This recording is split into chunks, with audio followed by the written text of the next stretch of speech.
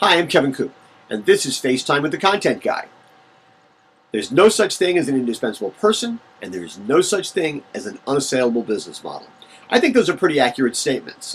Occasionally they can be challenged. For example, I think we're going to find out pretty soon whether or not Steve Jobs is an indispensable man.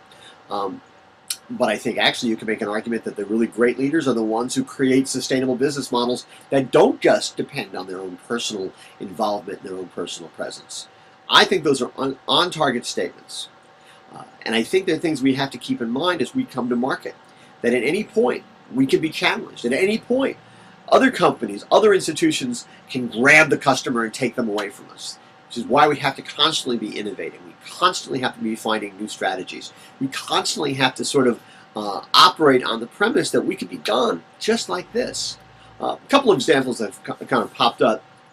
I was reading a story in the New York Times the other day about a Pew Research Center study. I want to make sure I get this right. And it found that while television is the main source for three popular topics, weather, traffic, and breaking news, newspapers and their websites were the main source for 11 other topics like local government updates, zoning news, crime reports. Here's where it gets really interesting. It also found that word of mouth, most likely including text messages and Twitter posts, is the second most common means of news distribution on the local level. Think about that. When it comes to local news distribution, newspapers and their websites are first, and people talking to each other is second. In some ways that seems so 21st century. In other ways it seems like it could be right out of the 18th or 19th century, except we have computers and they talk to each other over the fence. When did this happen?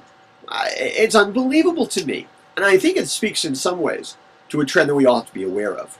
Sort of a non-institutional way of looking at things. I think it's a simple fact that people are more and more disenfranchised from institutions they used to trust, like government, for example, right? And people feel horrible about the Congress, or journalism, which is part of the other thing. Of course, journalism has had that kind of low ranking for a long time. It's not really a surprise.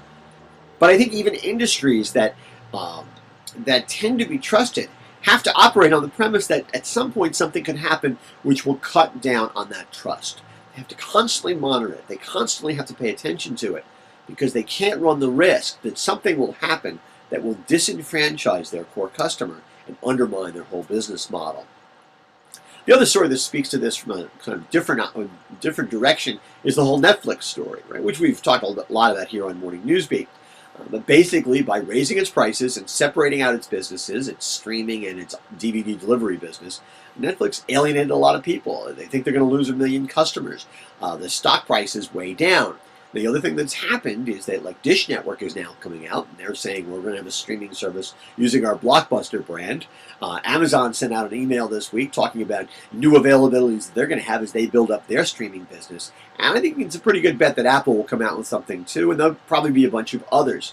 The thing is, Netflix let this happen. Was it arrogance? Did they just make a tactical mistake? It's hard to really say at this point. But in Netflix, where they may have felt a little indispensable not that long ago, they probably feel very differently now. You know, I said something here on Morning Newsbeat recently which I think was actually wrong. I said that Netflix had opened a window and allowed the competitors to come in. I think that was inaccurate. I think we all have to operate under the premise that the window's always open.